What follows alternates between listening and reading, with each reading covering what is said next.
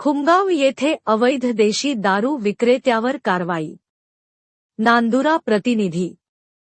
खुमगाव येथे अवैध देशी दारू विक्रेत्यावर नांदुरा पोलिसांनी 12 जानेवारीला दुपारी 4:30 वाजता कारवाई केल्याची घटना घडली।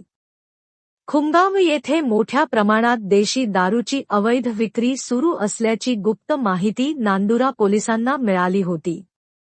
मिळालेल्या माहितीच्या आधारे पोलिसांनी 12 जानेवारी रोजी दुपारी 4:30 वाजता उपरोक्त ठिकाणी छापा टाकला।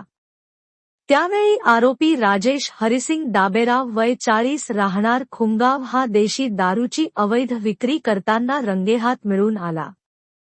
यावेळी त्याच्या ताब्यातून पोलिसांनी देशी दारू टॅगो पंच कंपनीच्या 90 मिलीच्या 13 नग प्लास्टिक शिशा प्रत्येकी 40 रुपये प्रमाणे 520 रुपये, एक नायलॉन थैली, किंमत 20 रुपये, असा एकूण 540 रुपयांचा मुद्देमाल जप्त केला आहे।